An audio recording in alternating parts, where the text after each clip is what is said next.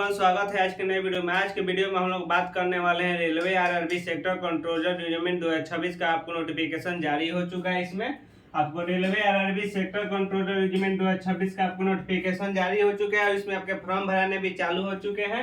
इसका starting date की हम लोग बात करें 15 जुलाई 2026। 15 जुलाई 2026 से आपके फॉर्म भराना चालू हो चुके हैं और इसके लास्ट डेट रहने वाले हैं आपको 14 अगस्त 2026, यानी 15 जुलाई 2026 से लेकर 14 अगस्त 2026 तक आपके इसके फॉर्म भराएंगे।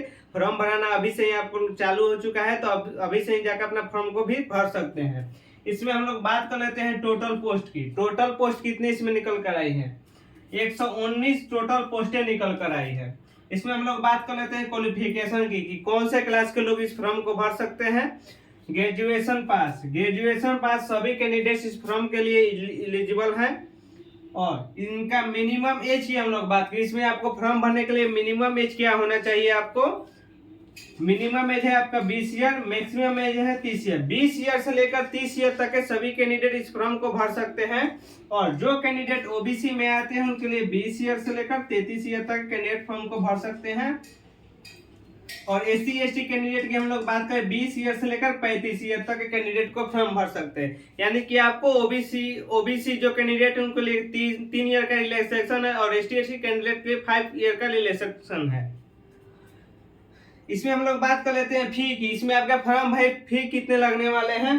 तो जो कैंडिडेट जनरल में आते हैं, ओबीसी में आते हैं, ईडब्ल्यूएस में, उनका फॉर्म भाई फी 500 रुपया लगेगा और जो कैंडिडेट एससी एसटी ईबीसी में आते हैं उनका फॉर्म भाई फी 250 रुपया लगेगा और ऑल कैटेगरी फीमेल का 250 रुपया फॉर्म फी लगेगा। यानी कि किसी भी कैटेगरी में फीमेल आते हैं, चाहे वो ST ST OBC PWD EBC और जनरल में भी लोग आती होंगे, तो उनका फॉर्म भरे फी केवल 250 रुपया लगेगा। और जो लोग जनरल ओबीसी ईडब्ल्यूएस में आते हैं उनका 500 रुपया फी लगेगा। और सभी लोग जानते हैं कि रेलवे में आपका फी रिफंड हो जाता है और जो आपका ये 500 रुपया फी लगेगा तो आपको 400 रुपया फी रिफंड हो जाएगा, यानी कि आपको 100 रुपया फॉर्म भरे फी लगेगा।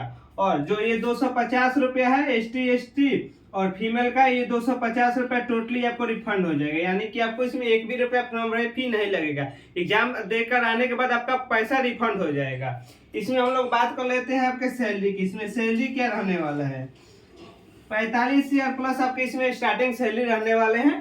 Railway RRB sector controller recruitment 2026 में इसमें आपके सैलरी 45 ईयर से अधिक आपके इसमें सैलरी रहने वाला है। इसमें हम लोग बात कर लेते हैं कैटेगरी वाइज वैकेंसी डिटेल। 119 जो पोस्ट निकल के है, किस किस कैटेगरी में कितने पोस्ट निकल कर आई है। कैटेगरी वाइज वैकेंसी डिटेल, जो लोग जनरल में आते हैं उनके लिए 50 सीटें दी गई हैं।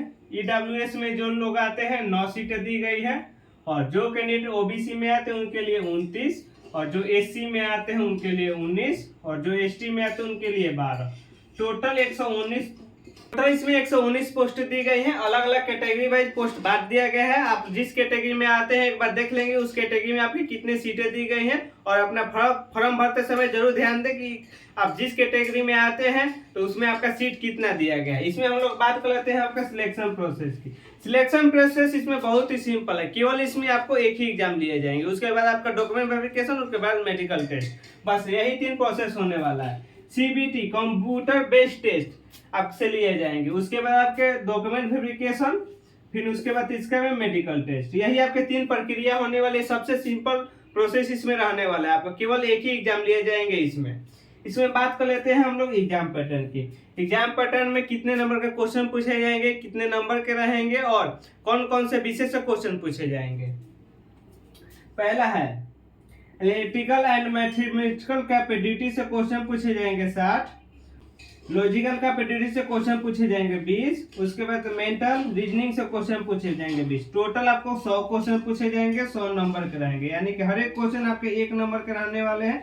100 क्वेश्चन यानी 100 मार्क्स। और आपको टाइमिंग की हम लोग बात करें, टाइम दिया जाएगा 2 घंटे का। 100 क्वेश्चन करने के लिए आपको टाइम दिया जाएगा 2 घंटे का। इसमें निगेटिव मार्किंग की हम लोग बात कर ले, 1/4 का निगेटिव मार्किंग दिया गया, यानी कि गलत उत्तर के लिए 0.25 नंबर आपको काट लिए जाएंगे, सही उत्तर के लिए 1 नंबर दिएगा। तो जिन भी भाई और बहनों को फॉर्म भरना है, फॉर्म भरना चालू हो चुका है, जाकर अभी से फॉर्म भर सकते हैं